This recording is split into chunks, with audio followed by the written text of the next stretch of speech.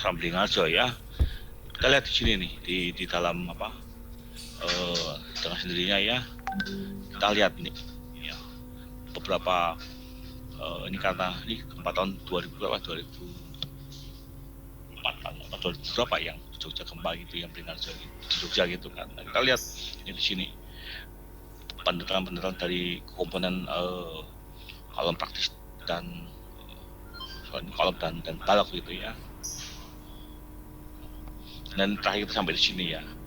Nah memang kecenderungan begini, waktu kita menghitung ya, sebenarnya memang tampaknya akan fun-fun aja bahwa kita sudah menghitung geser, sudah menghitung sengkang ya. Tapi prakteknya mungkin saja waktu kita memodelkan di etap ataupun sub itu tampaknya fun-fun aja, baik-baik aja begitu.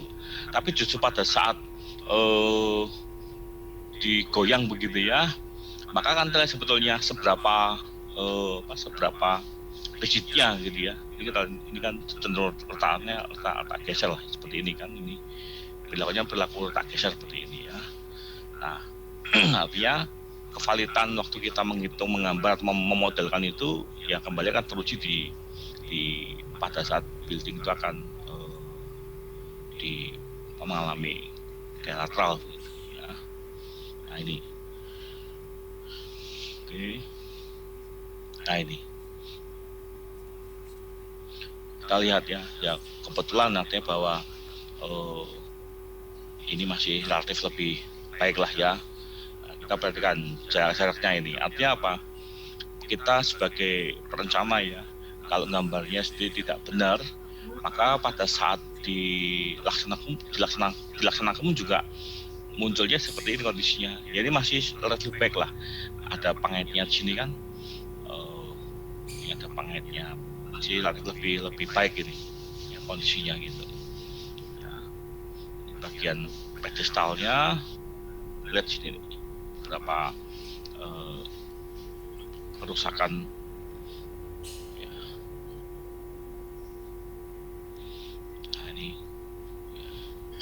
Nah ini lihat ya, ini posisinya itu ya, kalau misalkan kita melakukan penyambungan kolom ya, pada kayak kolom ini ya, ini kan memang tidak tidak berlantai banyak begitu ya, tapi lihat bendingnya itu ya, ini tekuannya kan menjadi tidak benar ya. Anda lihat kan, ini kan cenderung cekung ke dalam gitu kan ya. Nah kalaupun memang seandainya kita perlu menyambung kolom ya, penuaan pada kolom gitu ya. Nah tekuannya ini tolong dipastikan kembali pemerintah ada sebuah tabel kan standar beberapa connecting dari penulangan ya. Nanti Anda lihat ya di merujuknya dari mata kuliah yang sudah Anda terima begitu. Walaupun belum ada ya Anda dan coba cari bukunya, 2 buku yang terbaru gitu ya. Artinya memang harus beneran begitu sebagai sebuah learning begitu kan. Ini kita lihat nih ya, akibatnya seperti ini. Ini ping terlalu dalam ini untuk apa connectingnya gitu. Oke. Ini masih relatif lebih yang pecah betonnya aja, nggak tulangannya nih. Nah ini, tapi sisi lain Anda lihat nih ya di sini nih, ya cenderung karena kayak aksial ya, sehingga tulangannya ini cenderung untuk keluar ini kan, menemu seperti ini kan itu.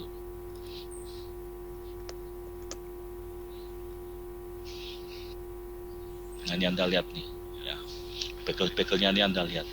Saya katakan mungkin tidak semuanya nggak benar, ya ada yang benar ya,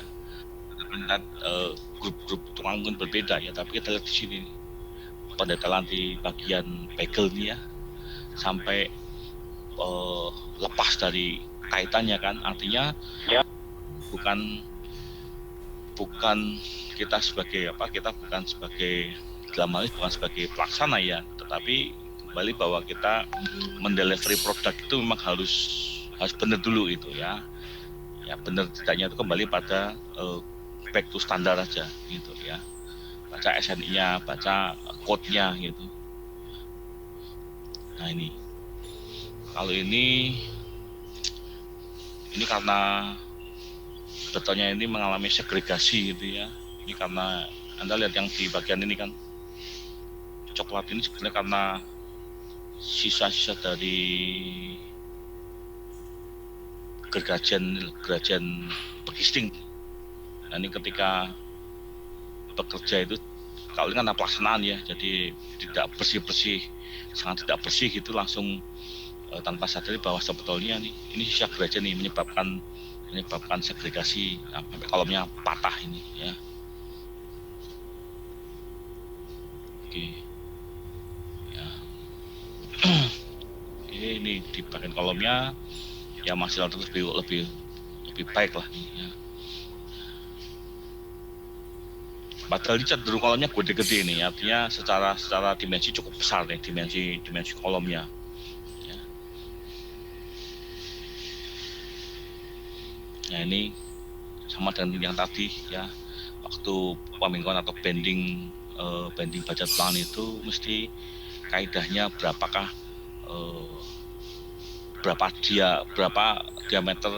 kali diameter yang harus dibengkokkan begitu ya di bagian pedestalnya ini. Oke. Ya. Oke, ini masih tidak semua kolomnya rusak ya. Nah ini ya. Nah kita lihat di sini kan jarak waktu kita menata tulangan itu ya, kita bisa perhatikan di sini. Jadi berapakah space yang harus diberikan antar tulangan. Kita lihat di sini kan ini ya, rapat sekali, yang sumbu sana arah sana begitu ya. Kebanyakan beberapa kolom ini memang di bagian pedestal cukup banyak yang gagal ya. Artinya secara struktur itu kan masalah di bendingnya nih, pembengkokan atau panjang pentalnya tidak memadai ini. Nah, ini antara kuda-kuda dengan kolom ya. Nah ini sampai lepas begini kan, Anda lihat di sini ya. Nah mengenai connecting atau pendetalan ini antara dengan kolom ini, lihat di sininya nih ya, hampir lepas kan tulangannya ini. Nah sekali lagi bahwa mendesain atau merancang sebuah building sederhana 3 lantai ini kita belajar untuk mendelivery dengan benar begitu ya. Ini kolomnya sudah sambungan antara plat lantai dengan balok nih, dan kolom nih, maaf. Ya, kalau seperti ini memang kecenderungannya itu gesernya ini ya, karena gesernya. Kalau akselnya pasti dia collab gitu ya. Nah ini lihat di bawah ini ya, bagian masih bagian kuda-kuda ya. Ini di sini kalau kelas ini memang begelnya banyak bermasalah di bagian ini ya. Ini lihat ya, nggak ada apa, barangkali ya dugaannya adalah indikasinya memang kurang senggang ini atau kurang apa, untuk begelnya kurang ini di sini. Oke ya. Nih beberapa masih bagian kuda-kuda yang lain juga ini, 1 ya 2 ya. Nih sampai tulangnya menggelembung seperti ini ya. Ini aksalnya ini yang bermain ya, jadi yang menyebabkan seperti ini karena aksalnya, karena beban dari atas ya, sehingga sampai mengalami apa, menggelembung seperti ini tulangannya. Oke, ini betulnya mengalami segregasi di sini ke sini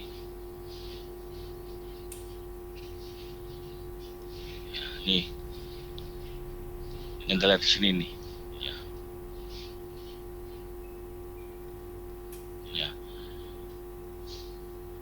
munculnya memang kalau kita perhatikan ya beberapa kerusakan atau gagalnya di beberapa komponen struktur memang ya kalau memang gempa cenderungnya ke arah lateral ya, tapi kita lihat beberapa memang ada yang karena aksial begitu. Di sini beton ini mengelupas ya sampai mengalami segregasi atau lepas dari komponennya, tidak solid begitu ya.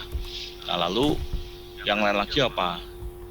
Kalau lihat di sini ya, yang di bagian bagel ini ya, sampai dia lepas, itu kecenderungannya apa? Karena satu, tidak ada kaitan di bagelnya itu tidak ada kaitan. Yang kedua, memang pada saat pembendratan itu menjadi krusial begitu ya, sampai dia terkelupas ini kan tidak ada kaitan sama sekali ini.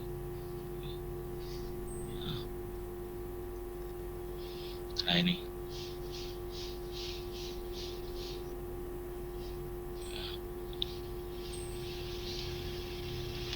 bagian kolomnya nih. Oke, ini betonnya mengalami segregasi. Nah ini kolomnya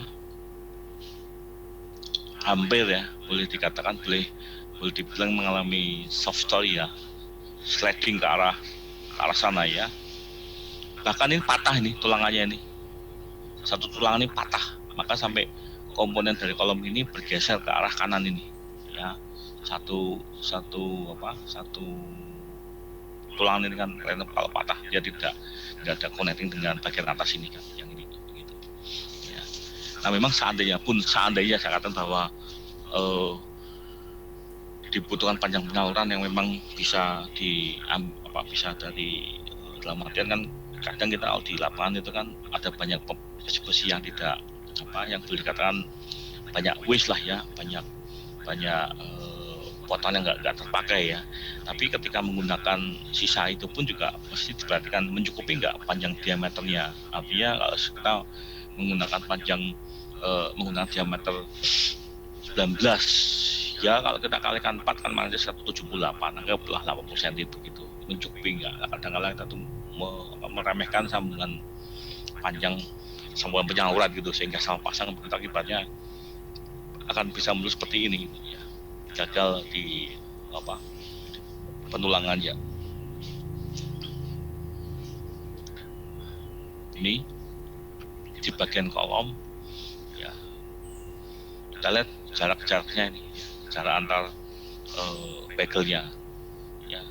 Bagian ini ya beberapa tadi saya katakan bahwa beberapa memang rapi, artinya memang memenuhi ya. Tapi di sisi lain ya,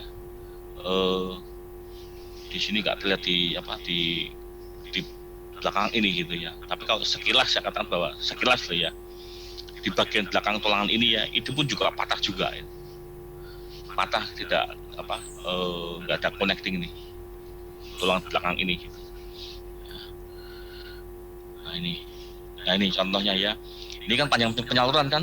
Nah, yang sebelah kanan ini nih, yang ini nggak cukup, disambung gini. Nah, tapi permasalahannya kita lihat ini. Mohon maaf ini mungkin tidak. Kalau kita lihat ya, ini kan cenderung tidak mencukupi sebetulnya. Ya, penyambungannya ini. Ya, cenderung tidak mencukupi. Kita bandingkan saja dengan yang ini gitu kan. Panjang ini apakah mencukupi? Ini ya, mesti hati-hati kalau menyambung kolom itu, terutama kalau di kolom ya. Perhatikan panjang penyalurannya gitu. Kemudian di mana harus memasang penyambungannya? Apakah di kepala kolom kah? Ya. Ini kita lihat sama-sama. Ya. Oke.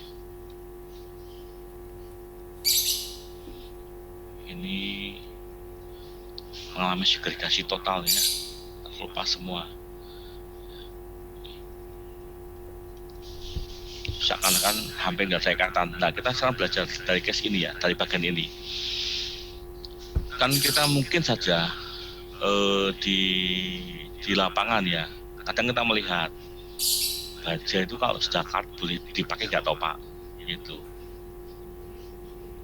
ya. Kalau kita bertanya pada di level mandor pekerja mungkin akan mengatakan tidak apa-apa begitu. Tetapi akibat dari penggunaan baja tulang yang sudah berkarat dan kita pakai, akibatnya salah satunya akan muncul seperti ini. Tidak ada ikatan atau tidak ada compatibility ya antara beton dengan baja tulangan begitu. Dan nanti kita lihat praktek nanti Anda bisa lihat ya, pastinya dibersihkan dulu baru digunakan. Dalam hal ini sudah mengenai metode kerja begitu ya. Ini lihat semua seakan-akan nggak ada ikatan kan, ya, baru kita lihat sekarang ini begitu pasca gempa. Ini di lantai 2 ya, ini ya. Oke.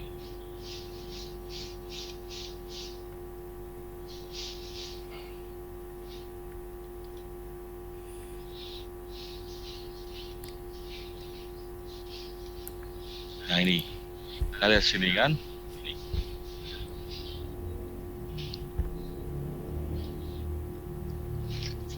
ini memang ya lagi-lagi ini masalah pemasangan ya, bending moment waktu pembengkokan atau penyambungan kolom nih lah, di sini lagi ketemu lagi di sini kan.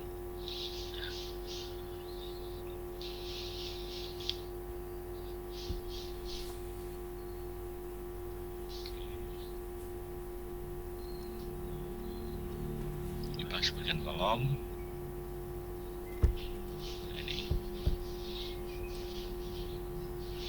Ini sebagiannya juga case-nya sama ya, bukan karena masalah ini sudah lama berkat, bukan, tapi karena memang kita kan di sini kita lihat ya beberapa bagel ini kan beda kan, yang dengan ini dengan yang berbeda bagelnya kan. Di sini ini tidak berkarat, ini berkarat gitu. Ya.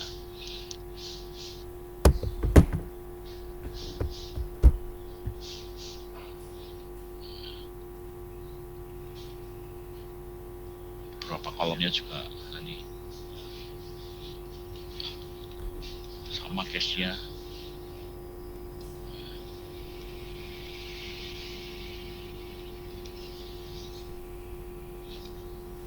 Ya ini bagian dari baloring ya, ini juga cenderung tanya tak geser kan, perilakunya ini kan tak geser semua ini perilakunya ini seperti ini.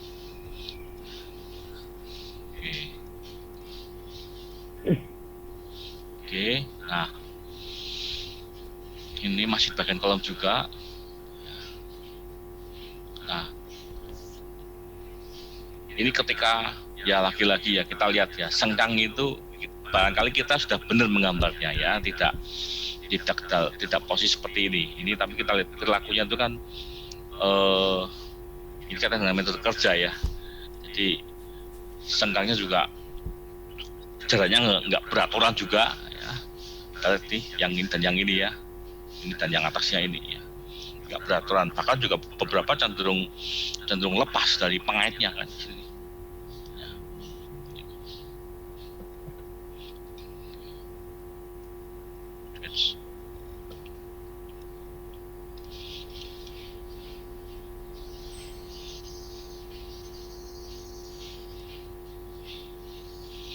Nah, ini bagian connecting antara kuda-kuda.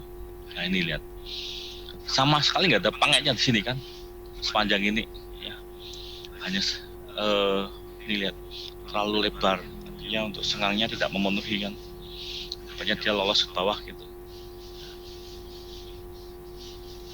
Nih lihat nih, satu di sini nggak ada jaraknya, nggak apa namanya, nggak muncul begelnya gitu. Ini beberapa konsol ya, yang ini ya cenderung kita lihat ya, cukup terlihat kan, artinya ini cenderung ke arah kanan kan, melentut ke arah kanan nih, untuk konsolnya, untuk topi-topiannya ya. Tentunya geser. Nah ini kita lihat lagi di sini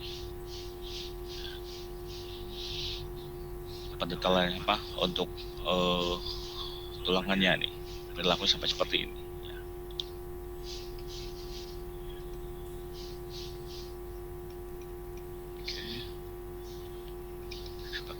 Ya, dari pasar.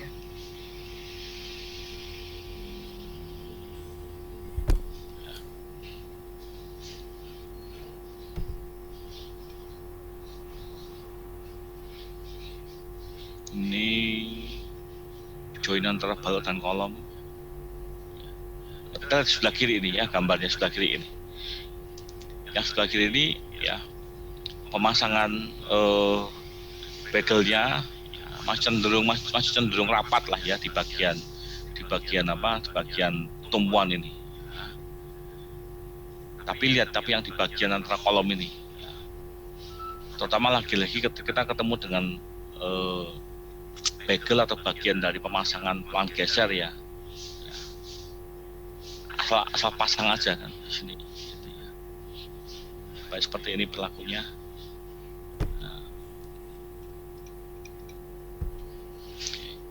Nah, ini lihat ya, ini antara balok dengan kolom ya, cracknya di sini. Lagi-lagi nih masalahnya apa? Ya kecenderungannya satu, angkornya atau pemasangan panjang penyalurannya atau angkor waktu masuk angkor balok ini ya ke dalam kolom ini tidak mencukupi ya, sehingga lepas. Kita lihat sama-sama di sini. Hampir seperti seolah-olah seperti kurang kaitan begitu kan di sini. Juga beberapa kita lihat kan, kalau dilihat seperti ini kan ya kembali di bagian beberapa section ya kaitan dengan geser ya, selalu hampir mengalami kegagalan di sini kan ya.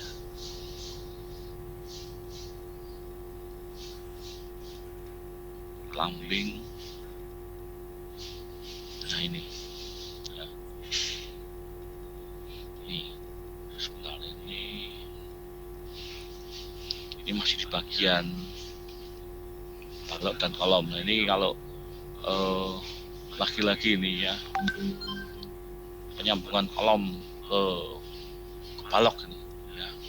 Nah, kita lihat di bagian yang ini ya, ini rapat sekali tuh ya, bahkan mungkin hampir kalau kita ngecor pun juga mungkin tidak bisa masuk nih di bagian ini nih, di bagian yang ini yang rapat sekali nih. Jarak atau space antar tulangnya, formasi ini sangat rapat sekali ya. Dah ya.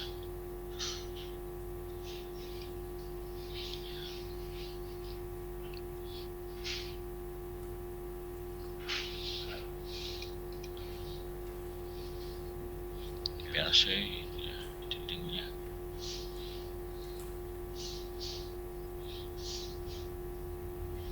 ya, dengan kalau saya pikir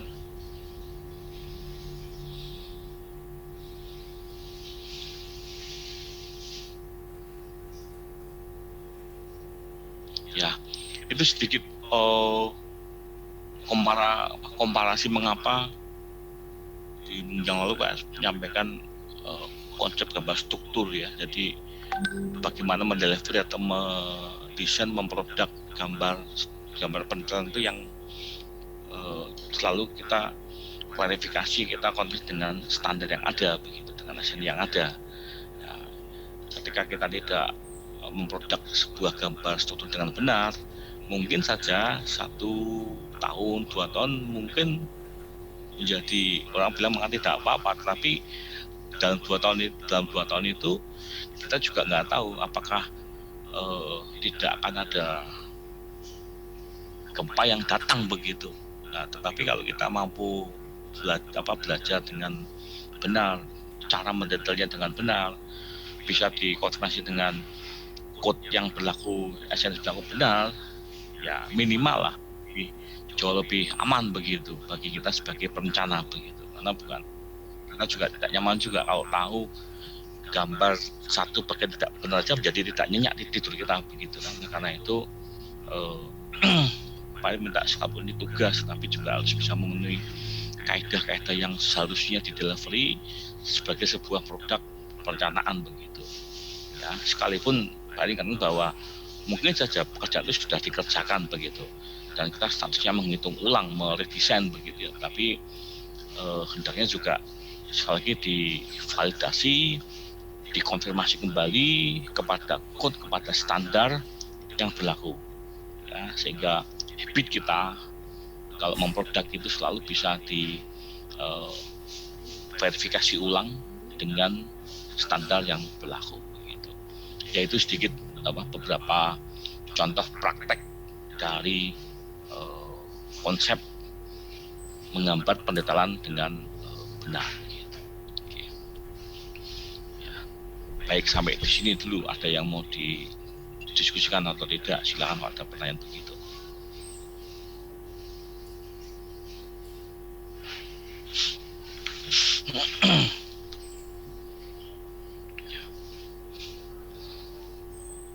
Mas Manung ini Pak mau tanya. Oh ya, sorry, Mas Manung angkat tangan. Ya, Mas Manung. Ya, Mas Manung. mau tanya Pak, kalau Oke. kasus kayak tadi mungkin kalau yang ringan itu mungkin bisa kayak digeruting gitu ya Pak. Tapi kalau yang sampai tulangan bengkok keluar gitu, solusinya apa ya Pak? Mungkin kalau dikasih bisa kasih kayak IWF gitu memungkinkan nggak Pak? Gitu. Ya, jadi gini Mas, tidak selalu itu growth itu menjadi sebuah solusi ya. Pak juga tidak sependapat sih. Pak, kalau misalkan tadi kan ada beberapa bagian kolom, bagian balok yang mengalami segregasi ya, lalu di growing. Kita mesti pahami dulu growing itu apa sih gitu ya. Jadi kalau saya memberikan sebuah anak itu begini,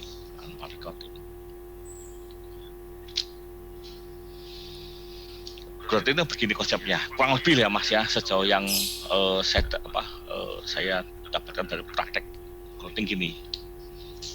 Kalau misalkan ya, kamu punya kantong ya yang berisi tanah, lalu tanah itu sebagian mengalami crack, mengalami pemisahan begitu ya.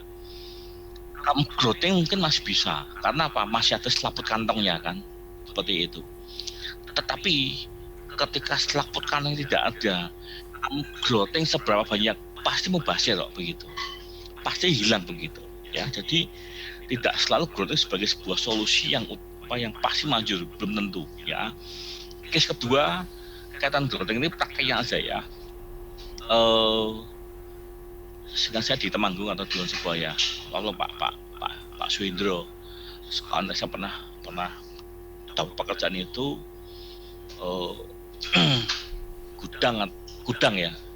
gudang sih, sebuah produk kasus yang cukup terkenal begitu kan. Nah, kondisinya itu beberapa komponen struktur ya di plat lantai terbawah itu selalu mengalami crack begitu kan, selalu itu. Nah, lalu kan ditawarkan solusinya dan growing. Nah, growing nggak murah itu ya, tapi sudah diingatkan oleh timnya Pak Endro kan, bahwa Pak ini kalau kita growingnya dengan cara seperti ini, growing itu belum tentu ngobati loh Pak, karena ini kan nanti kan jadinya seperti kulit seperti kulit rempey aja begitu kan. Tapi kembali bahwa dari pihak vendor ini, vendor growing ngotot bisa Pak lah, betul kan, hampir 800 juta itu untuk growing, tapi ternyata nggak sembuh juga begitu ya. Itu konsep yang pertama Mas, jadi belum tentu growing selesai masalahnya. Yang kedua, Pak, apakah bisa sih kalau misalkan ya sudah pada kolomnya itu seperti yang tadi kita lihat, apakah bisa dengan IWF begitu? Nah, sekali lagi bahwa ketika mengalami kerusakan seperti ini, kerusakan struktural yang tadi Pak sampaikan begitu ya, tidak cukup hanya dengan IWF, belum nggak cukup sih Mas. Ya, selalu kalau Pak sampaikan di dalam penanganan ya beberapa case ya yang tipikal loh ya, yang tipikal artinya kerusakan bangunan itu pasti mau tidak mau tuh pasti mau tidak suka pasti kita modelkan dulu sih ya. Karena apa? Beban, pasti kita bicara beban ya, bebannya bekerja itu cukup nggak sih kalau kita ganti dengan IWF begitu ya. Memang faktanya memang tidak semua tidak dirubuhkan sih, tidak, perbaikan atau challenge masih dimungkinkan. Tapi pertanyaannya, dengan mengganti kolom beton dengan IWF, kita mesti cek ulang pada bagian di pondasinya. Kira-kira memadai tidak pondasinya? Karena pasti berbeda. Artinya kalau kita mengganti dengan IWF saja, berarti pondasi itu setidaknya ada tambahan beban kan? Apakah cukup dengan di bonding kembali? Ya, nah, cenderung kalau Pak cenderung memodelkan ulang dulu, ya memodelkan ulang baru muncul justifikasinya. Justifikasinya adalah apakah cukup dengan IWF atau tidak begitu, ya. Contoh Mas, saya tidak sebutkan di gedung yang mana ya, tapi yang dalam setahun yang ya mungkin setahun yang lalu, akhir tahun yang lalu lah ya, pekerjaannya dimulai awal tahun yang lalu, berakhir di akhir tahun yang lalu begitu ya. Nah, ini kaitan saya nggak sebutkan lagi, mohon maaf saya nggak bisa menyebutkan. Tapi waktu pekerjaan ini saya sebagai MK gitu ya, di awal itu ada 2 unit bangunan lah ya, yang menjadi satu unit. Jadi depan dan belakang ini satu blok begitu ya. Tetapi di tengah jalan ini rupa-rupanya karena bangunannya sudah cukup berusia, yang belakang itu roboh Mas, totally roboh semua begitu kan. Nah sekarang permasalahannya Pak, ini kalau didirikan kembali, di rekonstruksi itu apakah kita mau kembalikan seperti awal ya, ataukah harus apakah bisa nggak di redesign dengan kolom IWF? Nah lagi-lagi dalam praktek ini ya dihitung dulu, kita mesti modelkan, dimodelkan baru kita bisa menentukan pakai IWF berapa. Tetapi ketika kita merubah komite IWF, tambah lagi pondasinya Mas. Tunggu sebentar, Pak masih punya berkas, tapi pohon ini jangan di capture ya, karena agak sensitif bangunan ini begitu. Ini baik dan sudah selesaikan ya, dan Pak perbaiki sama tim dan tuntas begitu ya. Tapi tolong jangan di capture, harus simpan dokumentasinya. Ini menanggapi tadi Mas Manung yang apakah bisa diganti enggak?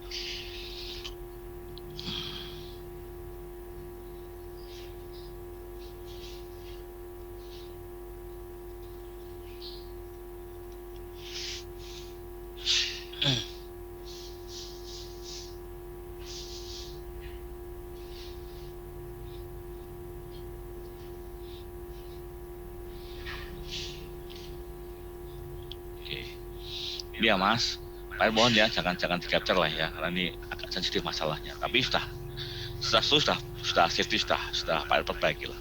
Cuma ini sebuah case saja, pembelajaran buat kita semua.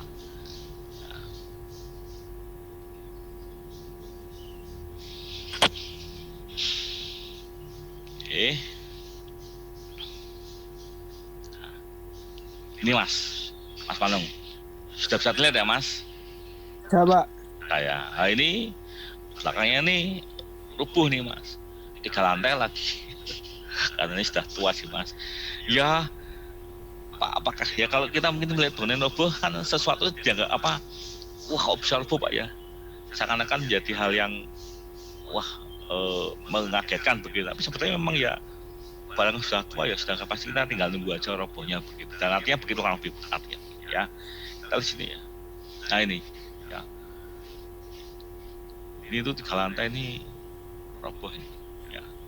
Hanya tinggal kusen, tapi lagi-lagi ini bukan karena gempa loh ya, bukan ini. Tapi saya pun juga belajar dari ini bahwa bangunan seperti ini yang sudah usia gini itu butuh sebuah integrity, butuh sebuah kalau boleh Pak bilang butuh diafragma. Tetapi memang pada saat melepas atap itu yang menjadi integrator ya, menjadi compatibility itu dilepas. Sebentar ya, mohon maaf.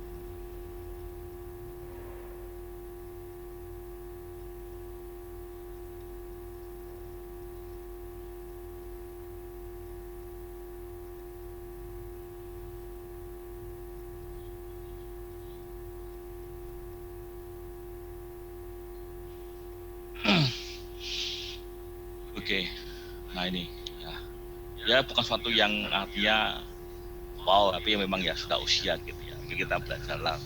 Tapi setelah itu kita repair ya, dia bagian belakang ini ya kita ganti dengan IDF begitu. Ya, coba Pak tunjukkan lagi produknya seperti apa hasil akhirnya.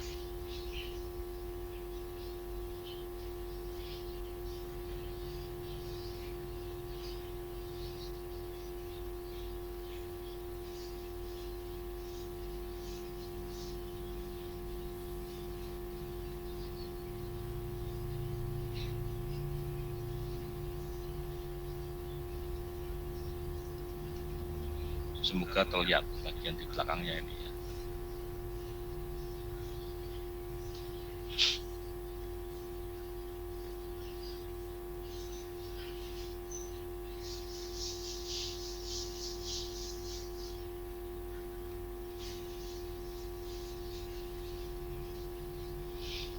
Ya maaf kadang-kala di tengah-tengah jalan ini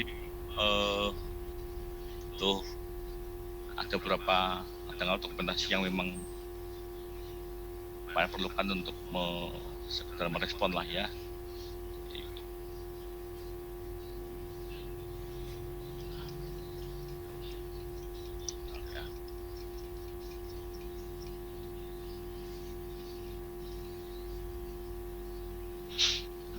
Sebentar.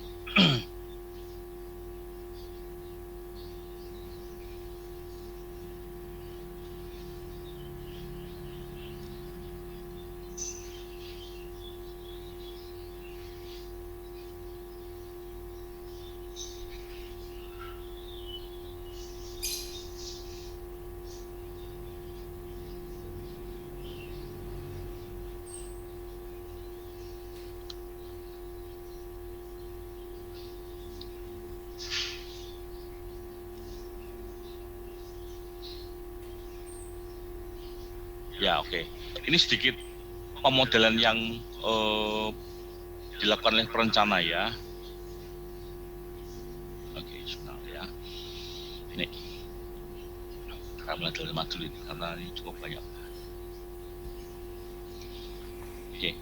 Oke Mas, yang pertama paling sampaikan dulu pemodelan yang Pak gunakan lah ya. Karena ini kan pendekatan empiris ya, yang mungkin code-nya itu agak sulit didapatkan begitu. Karena ini kan main material adalah menggunakan masonry, menggunakan batu bata. Kita itu belum setahun sampai hari ini yang Pak tahu itu memang belum ada sebuah building code untuk khusus masonry building ya, sehingga pendekatannya Pak lakukan dengan seperti ini nih untuk melakukan penilaian sampai sejauh mana sih ya. Nah barangkali kita konsep ini ya, ini pakai loading test ya. Artinya sebelum memberi solusi yang di belakang itu Pak cuma memodelkan dulu dengan cara empiris. Nanti ini datanya yang dipakai akan Pak input ke dalam etap untuk simulasikan begitu. Jadi ini loading test yang Pak lakukan, kemudian kita note setiap, jadi kita membuat pemodelan dengan kolam air ya. Ini adalah kita mulai dari malam hari ini. Kita isi kolam air ya. Jadi kita membuat semacam kolam air di lantai 2, lantai 3, karena 3 lantai ya. Nah, ini upaya yang tadi Pak sampaikan, memodelkan dulu, pendekatannya empiris begitu ya. Kita isi kolam air di atas kurang lebih sekitar 6 kali 6 meter. Tentunya di balok loh ya, tidak bukan jelas plat yang ada baloknya. Kita menempatkan kolam itu pas di modul plat lantainya. Nah, kita isi dengan air ini ya. Jadi kita isi per 1 cm pertama kali ya nih 5 cm dulu nih ya. Jam sekian kita isi. Lalu kita baca berapakah bacanya dari load cell-nya. Kita isi lagi terus setiap per sentimeter kan, pukul berapa, jam berapa kita isi, berapakah bacaannya begitu. Terus sampai nanti kurang lebih sampai dengan terisi sekitar 25 cm ya. pertanyaannya Pak, itu kan tadi Pak sampaikan kalau kolamnya itu kan sekitar 6 kali 6 kali 1. Pak Her tidak menggunakan beban ultimate, tapi kemarin menggunakan beban maksimal. Pak, mengapa nggak ultimate? Loh, kalau ultimate berarti nunggu sampai rubuh gitu. Ya, tapi Pak tidak menggunakan ultimate, menggunakan maksimal aja, kira-kira apa maksimal. Ya, begitu bacanya sudah melebihi sekitar ya taruhlah sudah melebihi dari 10 mendekat 10 gitu Pak hentikan cukup. Lalu setelah itu kita rebonding, kita kurangi ini. Ya, kurangi kita turunkan gitu. Ya, jam berapa? Ini jam 3 pagi dibaca, terus pukul 3 pagi, kemudian jam berapa kita lakukan pencatatan kembali, dikurangi sekarang, pengurangan tadi penambahan pengurangan begitu. Nah, setelah itu ini zona 2, nah seperti ini pemodelannya. Ya, jadi menjustifikasi apakah nanti akan sama antara baja dengan apakah kita kembalikan dengan beton atau IWF itu. Step pertama adalah seperti ini pemodelannya. Baca dengan load cell seperti ini ya. Nah, ini kolam airnya nih. Ya menggunakan terpal aja sih. Jadi membuat seperti frame gitu ya, kayu frame, kemudian kanan kirinya diberi multiplex, kemudian dasarnya menggunakan terpal ya supaya yang tanah air begitu kita isi. Ini baknya ini.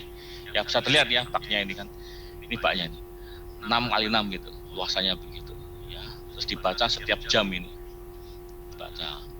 Nah, setelah itu baru yang ini. Ini contoh perbaikan seperti perbaikannya.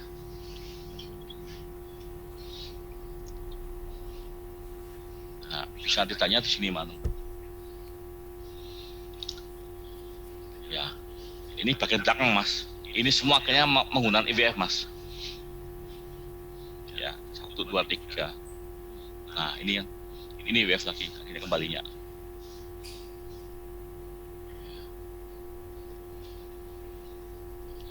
Nah, ini WF semua. Ya. Jadi bisa tidaknya diganti itu tadi tahapannya. Modelkan dulu ya dengan ya tidak selalu menggunakan loading test lah ya. Cara lain juga bisa yang bisa di assess. Yang penting kita mendapatkan data kondisi existing, lalu kita input pada kondisi existing, kemudian next future seperti mampu enggak. Masih mampu atau tidak begitu.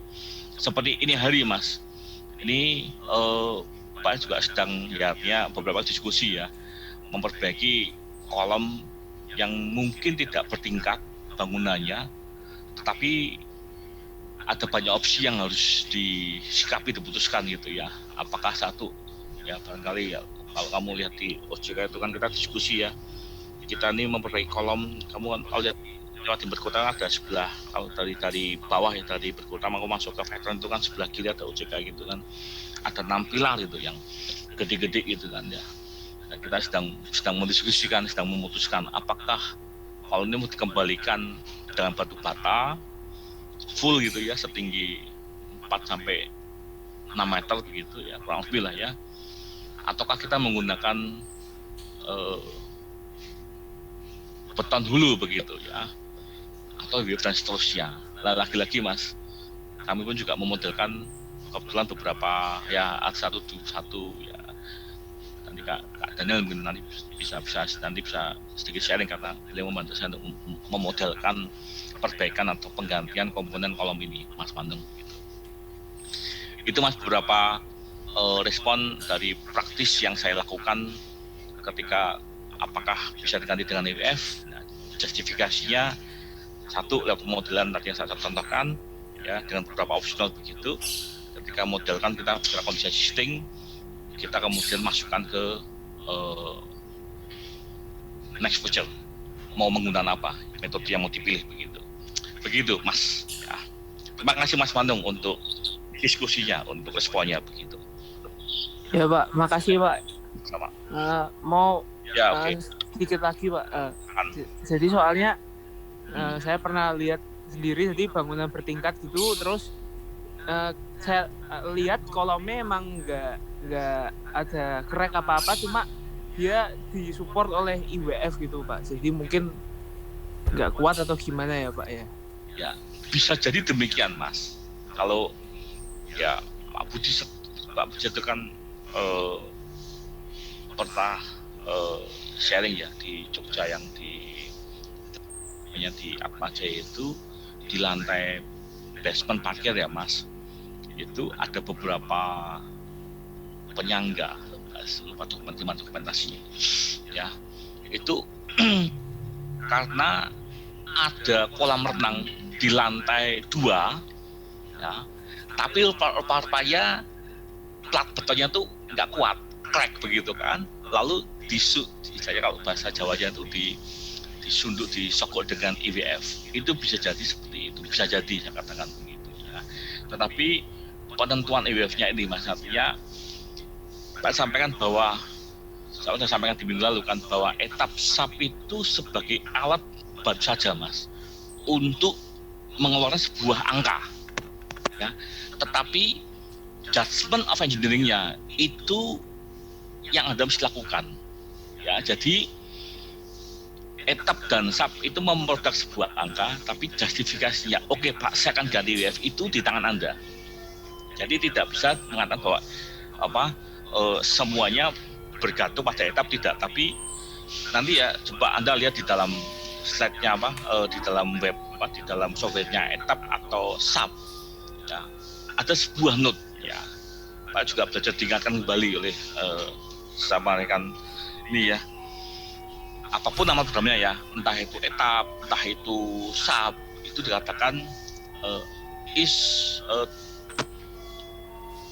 program is used for professional engineer ya, through training or education ya, artinya program ini itu digunakan untuk profesional yang telah menempuh pelatihan atau pendidikan formal ya, tetapi dikatakan bahwa tetap dibutuhkan judgment engineering ya.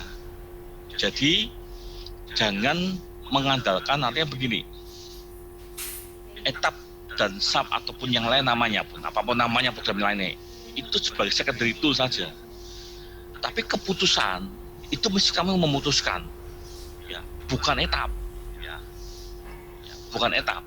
Jadi mesti kita lincah, banyak opsi begitu. Pak, apa harus dari IWF? Ya, belum tentu juga. Sekarang kalau kita mau memutuskan ya, apakah mau pakai beton atau IWF, itu seberapa, kita mesti bicara mengenai apa. Selalu kan dampaknya pada biaya, tapi kita akan lihat seberapa rumit ya ketika kita mau menggunakan beton gitu ya. Susah enggak kamu untuk masang tulangannya, untuk menghubungkan kembali atau mengkonektikan pendetalan pada sebuah struktur yang rusak begitu ya, atau lebih mudah baja. Tapi ketika baja kita mesti bicara ke hubungan antara baja dengan beton. Cukupkah dengan dinabult? Cukupkah dengan camset? Belum tentu juga ya. Saya tidak tidak berani janji ya untuk bisa melihat nanti pada saat rekonstruksi ya, pekerjaan yang sedang tangan sekarang ini di OJK ya.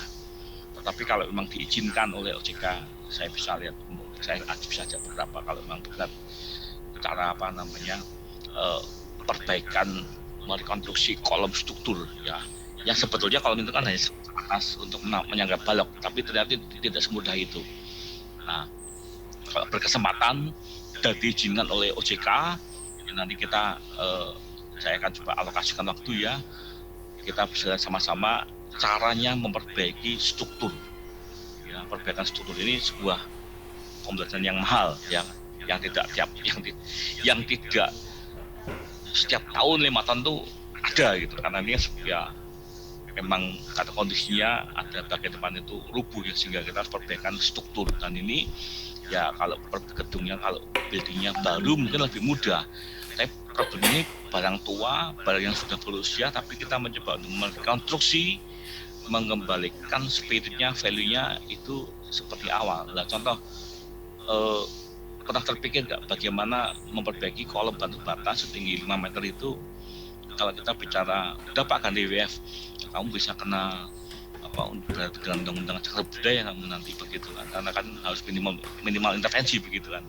Ini sedang Pak Erik pikirkan bagaimana cari sebuah material ya bata tapi juga mengkombin dengan beton begitu ya, tapi tidak merusak dari nilai sejarahnya, Mas.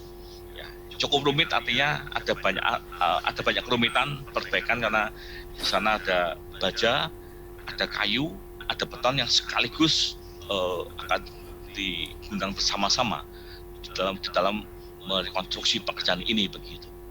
Ya. Itu Mas Mantung. Nanti supaya tidak janji dulu ya, tapi kalau nanti OJK mengizinkan, saya akan segera info ke Mbak Lala. Ya barangkali bertahap lah ya untuk melihat karena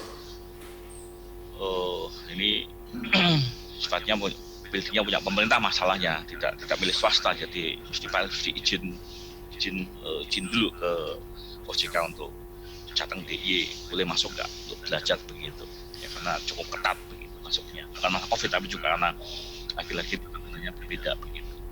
Itu Mas Manung. Terima kasih Mas Manung untuk diskusinya. Ya Pak, terima kasih Pak Er. Terima kasih Mas. Yang lain ada yang mau disampaikan dulu?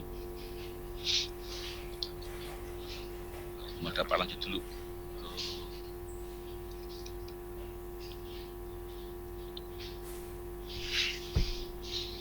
Oke, kita masuk ke presentasi itu.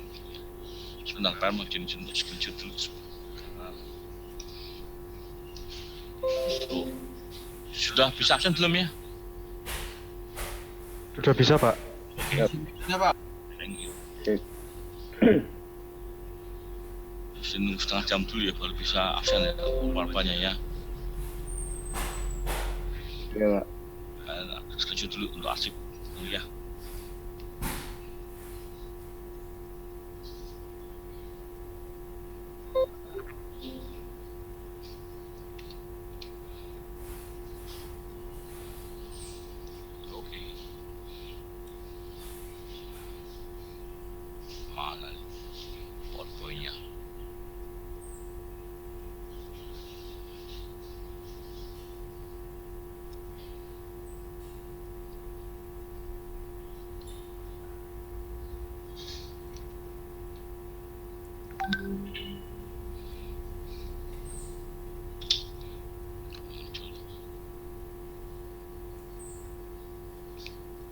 Oke. Nah, sekarang kita minimal gambar sudah bahas 2 kali session ini ya. Nah, sekarang kita mau sedikit belajar bagaimana sih konsep desain atau kita mulai sedikit mengestimasi seperti apa begitu. Oke. Nah, konsep dari struktur itu dikatakan the process of structural design is simple in concept but complex in detail begitu. Nah, pada saat kita melakukan atau mendimensi sebuah kolom, sebuah balok induk atau balok anak, kita mesti ingat prinsip dasar dulu bahwa kalau balok itu ya kita pertama kali kan mesti harus belajar dulu 1/10 sampai berapa? Seberapa itu? Balok itu gimana dimensi baloknya? Kalau panjangnya 6 meter, berarti itu kita berapa dimensi minimal yang kita bisa estimasi awal dulu? Berapa? 1/10 sampai tengah 1/12, Pak. 1/12. Berarti kalau misalnya 6 meter, ya paling kita bisa antara hanya sekitar 50 atau 60 cm kan. Berarti B-nya setengah dari B-nya setengah dari H. Berarti kita opsinya adalah kita menggunakan 2550 ataukah 3060. Lalu seandainya boleh nggak Pak, seandainya saya menggunakan 2555. Nah, 2555 atau 2550 atau 3060. Nah, semata-mata bukan kita hanya menghitung mengestimasi dimensi, tapi coba Anda bandingkan kalau saya menggunakan 2550 atau 2555 atau 3560 ya, itu dibandingkan momen inersianya lebih besar yang mana begitu. Itu salah satu saja pertimbangan yang di luar besar ya, jadi pertimbangan. Nah, lalu yang berikutnya lagi dikatakan bahwa simple kan, memang simple sih, kita bisa menghitung. Kalaupun misalkan ya seandainya saja pilih kita diminta untuk dengan cepat, kalau ini ada modul dengan seperti ini, berapa dimensi baloknya, simple lah, kita sudah tahu rumusnya kok, bahwa kalau balok ya sekian pada 10 begitu kan. Tapi kompleks dalam pendetailan begitu. Mengapa dikatakan mendetail? It involves the analysis of a proposed structure to show that its resistance or strength will meet or exceed reasonable expectation begitu. Karena kompleksnya adalah pada saat kita sudah mengestimasi, menentukan berapakah dimensi baloknya ini, kita bicaranya nggak cukup hanya sekedar rumusan, tapi kembali lagi di cross check, dimodelkan itu mampu nggak memenuhi ya. Ya kebetulan panjang benangnya adalah 6 meter. Tapi seandainya sekarang kita sebagai perencana dihadapkan dengan sebuah case, Pak, ini benangnya 15 meter, minanya freestanding, ya hanya 2 kolom kanan kiri dan tidak mau kolom tengah begitu. Ya kita bisa bayangkan kalau kita menggunakan prinsip konvensional bahwa Pak, kalau 15 meter berarti berapa tinggi baloknya itu? Bisa jadi 1,5 meter ya baloknya gitu kan tingginya. Nah pertanyaannya, apakah logis, apakah rasional begitu? Ya, dikatakan bahwa apakah reasonable sih kalau diminta freestanding dengan benang 15 meter, ya kita back to formula 1/10 bentang, menjadi tidak reasonable sebetulnya, sangat tidak reasonable. Berarti kamu bisa bayangkan balok setinggi 1,5 meter loh itu, ya kamu gantung di atas begitu, luar biasa tingginya. Lalu bagaimana solusinya kalau seperti itu? Beberapa artinya kita muncul yang namanya beton pracetaya. Tapi itu menjadi bagian yang lain begitu. Nah artinya pada saat menjustifikasi, mengestimasi itu dibaca lagi reasonable enggak? Gitu. Nah kemudian yang kedua, kompleksnya itu pada saat ya lagi-lagi kita mesti butuh alat bantu. Ya butuh alat bantu untuk memodelkan yang dari estimasi kita, estimasi dimensi balok atau kolom kita begitu. Nah, Pak kalau moman ya sudah Pak, semua diperbesar. Ya itu menjadi tidak benar juga, gitu. Kalau mau aman ya semua diperbesar. Secara orang awam memang betul sih semua bisa jadi aman. Tapi permasalahannya kan lagi-lagi kita kan juga akan diketawain begitu. Kamu dimensi mengestimasi bangunan 3 lantai, pakainya kolom 60-60. Wah itu bisa untuk bangunan 5-6 lantai begitu. Nah, maka simple tapi kompleks. Ya, nanti pada saat kita memodalkannya menjadi sebuah kompleksitas yang tidak hanya cukup kita memodelkan kan tidak cukup hanya beban aksial, tapi kita modelkan 3 dimensi. Kemudian kita beri beban lateral. Kemudian di mana posisi bangunan ini. Lalu kita mesti bersinggungan dengan spektrum kaitan dengan tanah. Ini sebuah contoh dikatakan bahwa simple and concept konsepnya sederhana tapi kompleks di pendetailan begitu. Ya, ada banyak variabel yang kita mesti tambahkan dalam pemodelan yang kita buat dengan alat bantu survei tadi. Gitu. Nah, this expectation is usually expressed by a specific load. Nah, ekspektasi ini selalu berhubungan dengan atau dinyatakan dengan beban yang diminta. Ya. Pertama kali kalau kita menghitung beban, kita mesti bertanya dulu, ini building untuk apa sih kegunaannya?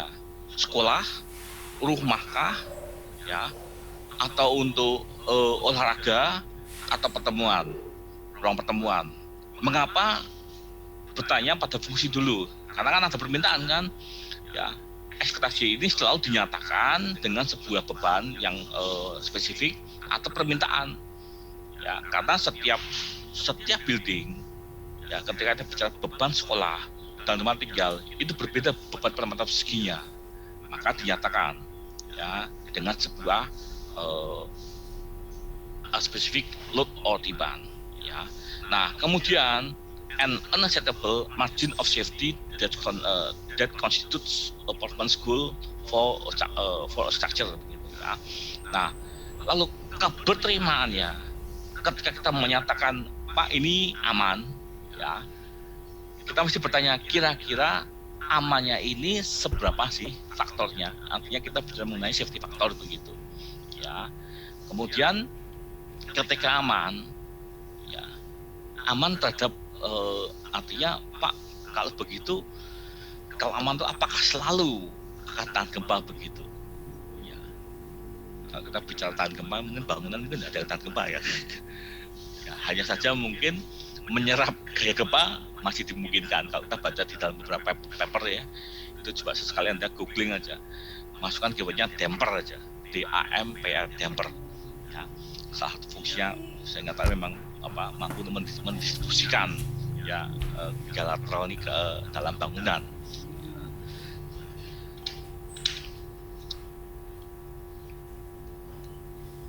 Nah, secara prinsip mekanik ya, kita tahu bahwa yang namanya bobot vertikal itu satu bobot mati ya, itu kan yang kita bisa maknai bahwa ketika kita menempatkan mebeler, mungkin saja kita menempatkan berangkas dan sudah bobot mati. Live load, orang yang menggunakan itu cenderung ke fungsi bangunannya. Snow mungkin kita nggak ada snow ya, itu kan kita nggak ada, tidak salju begitu. Wind ya, angin ya, kata nanti dengan atap ya, kemudian seismic and wind ya, lalu seismic akibat vertical ground motion terhadap tanahnya begitu. Yang horizontal ya, ada wind, ada seismic, ada flood, ada soil ya, dan kita tidak akan bicara pada mungkin waktu kita mendesain dari potensi, kita butuh data sekunder tanah yang saya sudah sampaikan di awal begitu ya, ini untuk menentukan tipe potensinya apa ya. Flat mungkin saja saya katakan bahwa hampir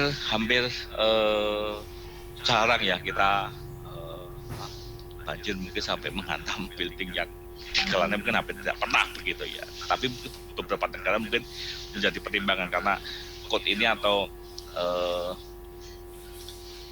beberapa item ini Pak ambil dari standarnya di US begitu ya. Jadi mungkin saja kita akan berbeda beberapa penambahan bebannya ini. Tapi naturnya kalau kita menghitung kan pasti ada beban hidup, kemudian spektrum gaya horizontal gitu ya. Tapi kembali bahwa Pak sebenarnya harus menggunakan etap atau sub Pak. Sebetulnya tidak harus sih. Kalau Anda bisa, kalau kita pernah belajar matrix ya, matrix di mata kuliah apa ya? Ansu kali ya. Anda bisa aja gunakan matrix sih. Jadi kalaupun tidak ada etap dan sub itu 3 lantai masih bisa dihitung. Sampai 5 masih bisa. Ya. Tapi 2 dimensi loh ya, bukan 3 dimensi. Masih mungkin untuk mendapatkan berapakah gaya di setiap portalnya, kemudian momen di setiap join-joinnya kita masih bisa dapatkan. Hanya barangkali mungkin lama, itu aja sih. Tapi tidak sepenuhnya saya katakan bahwa perlu diingat pada sebuah highlight bahwa tolong etap sub itu bukan sebagai main tool untuk memodelkan gaya yang bekerja ya, tetapi judgement-nya engineering ya, Anda harus lincah memberikan sebuah pilihan-pilihan yang Pak, kalau misalnya kolomnya aja nggak mungkin menggunakan, misalkan aja ya, kolomnya itu yang bawah apakah mungkin Pak lebih besar daripada yang atas, misalkan satunya Anda desain 30-30 tapi lantai 3 menggunakan 25-25, ya kenapa tidak begitu. Artinya ada banyak hal, ada banyak sisi yang mesti Anda judgement dari sisi engineering Anda begitu ya. Jangan hanya sekedar, kalau kalian mengatakan di waktu yang lalu ya, kami pernah rapat gitu ya, mungkin saat ini banyak gitu di tempat kita itu banyak manusia etap gitu kan, manusia etap, manusia SAP gitu, kemana aja jualnya ya itu aja sih ya. Tapi yang penting bukan itu, tapi itu judgement engineering yang diperlukan begitu, yang untuk mengasah, menentukan oke, saya menggunakan dimensi ini karena apa. Nah, etap dan SAP itu membantu Anda untuk memproduk sebuah angka gitu. Vertical load saya pikir cukup jelas ya dari beban aksial ini ya. Sudah belajar di beton Pak, akan panjang ini ya.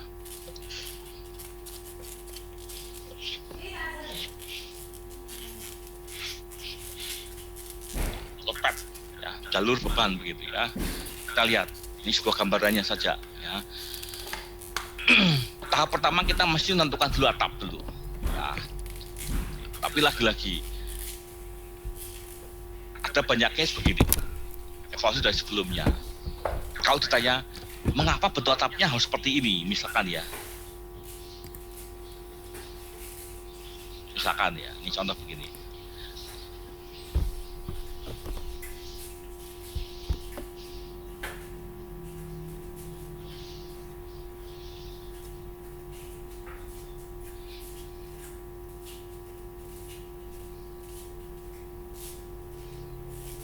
Ini ya, misalnya, apa kalau seperti ini sih?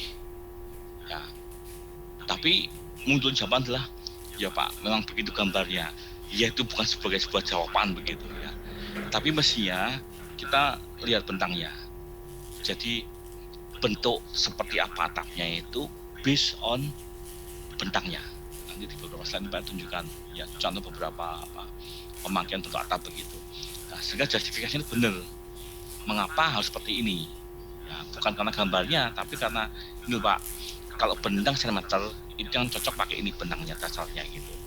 Nah, lalu dari beban atap ini ya, yang pasti kalau kita belajar beban atap ini kan depth-nya apa? Ya berat atap sendiri. Hidupnya apa? Ya seorang pekerja. Nah, ini konsep jalur atau pola pembebanan ya, untuk vertikal load pad gitu. Nah, kita lihat sini. Nah, dari atap lalu turun ya. Beban atap turun nih ke baloring dulu ya. Baloring lalu baru ke kolom kelar lagi ya, second floor load, kemudian dari beban atap dinding, kemudian second floor load, kemudian masuk lagi ke berikutnya lagi first floor load begitu. Nah, baru nanti berikutnya totalnya akan menjadi beban bagi untuk pembangunan pondasinya. Nah, cara berpikir atau konsep pembebanan ini kita mesti miliki dulu. Dari mana kita bisa menggambarkan pola pembebanannya ini. Ini Pak coba untuk gambarkan seperti ini ya dari beberapa perpustakaan gitu. Nah, sehingga waktu kita menentukan beban itu jadi benar karena tahu bagaimana jalurnya beban ini bekerja. Ya nggak tiba-tiba Anda menghitung beban mendimensi baloring tidak mungkin tanpa mengetahui berapakah besarnya beban atap yang bekerja. Ya, lagi-lagi bahwa ada beban mati, beban hidup yang ada di atap, yang nanti kalau mesti kita hitung kita butuh alat bantu yang lain kan ya. Mau atap silahkan ya. Kemudian nanti muncul reaksi, nanti kita mesti masukkan sebagai beban yang akan menjadi yang diteruskan dari kolom, kemudian ke lantai, kemudian kolom lagi berikutnya plat lantai dan seterusnya. Ada beam juga di sini ada balok. Nah, ini adalah sebuah gambar, sebuah ilustrasi bagaimana beban ini bekerja. Oke. Seperti gini-gini detailnya Anda sudah belajar di beton ya dan dibaca saya pikir betul tidak perlu menyampaikan berulang-ulang lagi karena sekali bahwa ini merupakan summary the big summary ya dari proses yang sudah Anda kerjakan dari belajar menggambar, dari mulai belajar menghitung atap, belajar beton dan seterusnya ini summary. Oke. Ya. Tetapi juga sebaliknya ya. Pada sisi yang lain mungkin saja ya muncul uplift ya. Mesti kita kembalikan lagi ya. Itu kayak angkat ya atau having ya. Biasanya sekali bahwa uplift ini atau kalau dibilang having itu biasa terjadi pada pondasi ya. Tetapi bukan, kalau building cenderungnya bukan uplift ya, tapi cenderung settlement mengalami penurunan begitu. Itu jadi problem yang Pak sudah mungkin seperti di tempat yang lain begitu ya.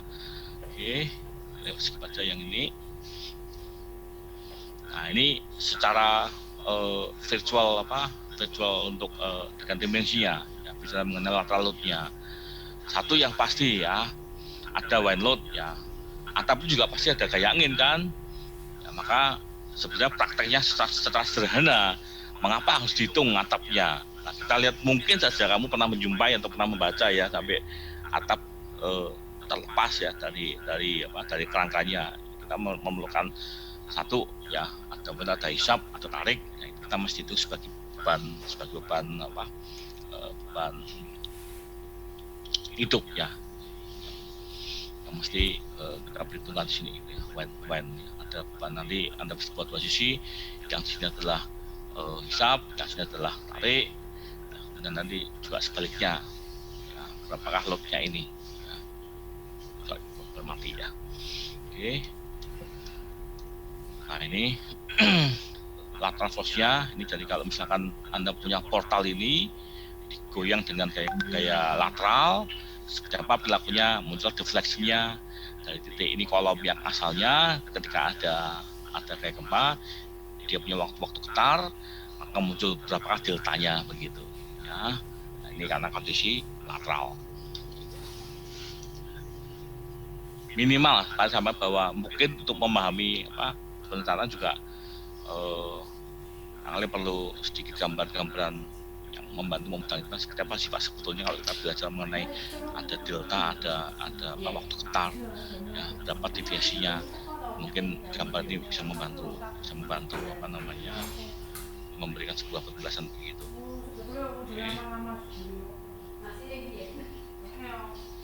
Oke, sampai sini ada yang mau catat enggak?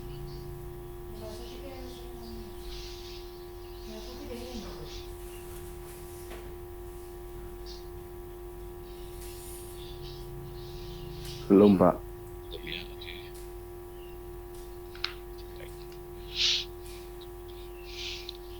Oke, Aldian. Silakan Aldian. Ya Pak, saya mau nanya Pak. Oke, pelan-pelan Aldian, jangan kencang ya. Kalau itu kan kalau misalkan dalam peraturannya itu kan perencanakan memberikan peraturan kayak misalkan code itu misal untuk penulangan Pak. Saya kan kebetulan barusan baca ini kalau fabrikasi penulangan itu kan dalam membengkokkan tulangan itu kan ternyata itu boleh dilakukan pemanasan untuk pembengkokan tulangan, tetapi harus disetujui oleh pelaksana. Itu maksudnya bagaimana ya Pak? Harus disetujui pelaksana itu apakah pelaksanaan menanggung akibatnya atau gimana Pak? Oke, lanjut dulu ya. Oke, sebetulnya gini, bukan pelaksana tapi perencana. Jadi misalkan ya, tadi kan Nadia katakan Pak, saya baca itu untuk pembengkokan, itu boleh dipanasi, begitu kan Aldian ya? Iya Pak, betul. Nah, tetap bukan oleh pelaksana, justru pelaksana yang minta izin perencana.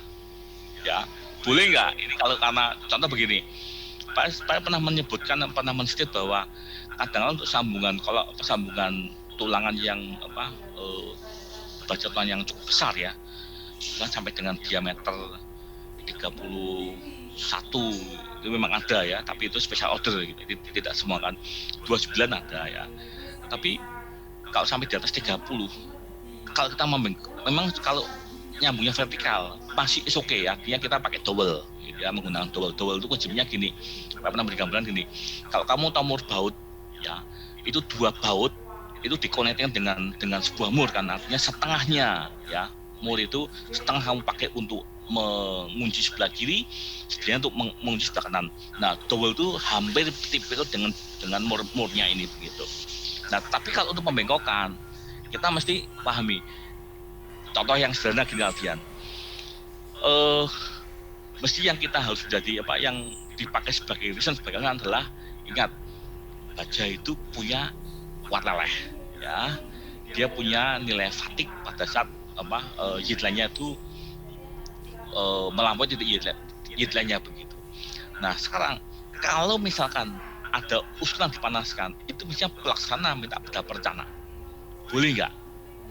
Ya bukan minta izin pada pelaksana, justru pelaksana meminta izin pada perencana, karena itu kan yang mendesain perencana Aldian, bukan pelaksana. Pelaksana hanya kalau mengatakan adalah seolah-olah tanda kutip ya, itu kan seperti tukang jahit, sudah ada polanya, sekarang sudah ada polanya, kemudian dipotong, dijahit. Nah kalau kata dengan jilin tadi, boleh nggak dipanaskan pada perencana yang Aldian? Nah boleh tidaknya itu kembali pada prinsip pada konsep yield line ya. Jadi filosofi yang dasar karakter material atau sifat fisik material kita juga paham juga bahwa tipe baju 40 itu berapa kapasitas jitline-nya begitu. Nah, sehingga justifikasinya boleh tidaknya itu bukan Pak, kata si A boleh Pak, kata perencana, tapi perencana itu menjustifikasinya boleh tidaknya sampai berapa lama durasinya, kemudian jitline-nya terlewati enggak, itu menentukan boleh tidaknya.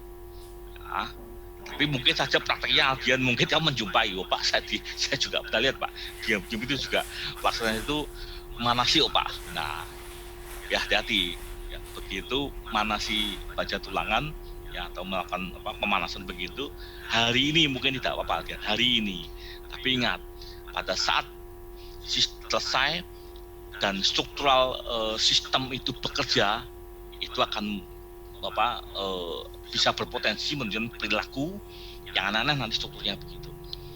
Ya.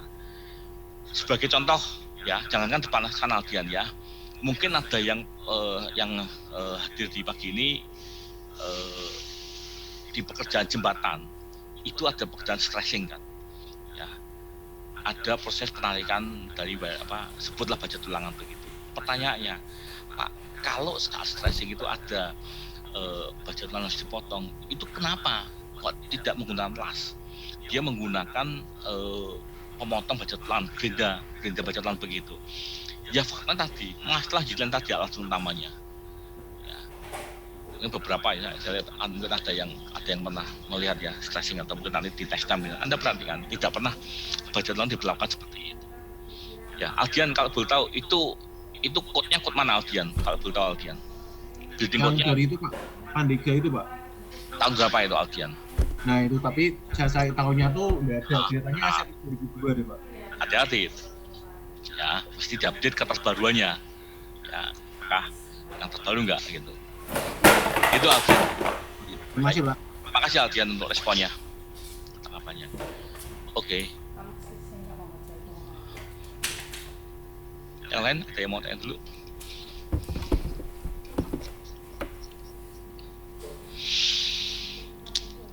Ada yang mau tanyakan? Oh ya, mungkin sambil nunggu sebentar jeda. Tugas-tugas dari di luar stand saya adakah yang belum berjalan kecuali tempat akhir ya? Sudah ada pertemuan dengan para asisten dosen tugas khususnya? Sudah Pak, kalau Mbak Gini. Oke, terus Kak Tara sudah belum? Belum Pak. Belum, nanti coba saya dokumen ya. Oke. Tapi grupnya sudah Ada ya, sudah mulai aktif kan? Sudah mulai diskusi ya. Ya. Oke, baik. Kalau memang belum ada pertanyaan atau diskusi, Pak cukup dulu sampai di sini. Nanti karena Pak minggu lalu kosong ya, karena soal teknis nanti Mbak Lala yang nanti info ke Mbak Lala ya untuk pengganti kuliahnya begitu. Ya. Baik, terima kasih untuk Mbak Lala sebagai komite yang sudah mengorganisasi di kuliah pada pagi hari ini. Dari Mbak Lala mungkin ada sebuah closing statement. Dari saya cukup Pak, mau nginfoin aja Pak. Ternyata hari Jumat itu kalau jam 7 itu ada yang masih respon statika Pak, karena beberapa mahasiswa angkatan 17 ada yang mengulang. Kalau misal setengah 8 begitu, Pak Hermawan bisa nggak? Nggak apa-apa, cepat sampai setengah 8, oke aja, nggak ada masalah. Oh iya. Tapi tolong dicek dulu temennya itu, sorry maaf ini teman-teman ada yang di timur nggak nanti kan? Kalau kita setengah 8 jamnya WIB kan sana jam setengah 10 gitu kan. Oh iya Pak, iya. Setengah 12 baru kuliah kan kasihan juga gitu. Lo cek dulu gitu. Ya. Oke. Terima Ya. kasih Pak. Ya baik, terima kasih Mbak Lala untuk semuanya. Sekali lagi terima kasih untuk perhatiannya. Kita ketemu lagi di minggu ini ya. Oke, salam sehat untuk semuanya. Jaga kesehatan. Selamat pagi semuanya. Terima kasih Pak. Terima kasih Pak. Terima kasih Pak.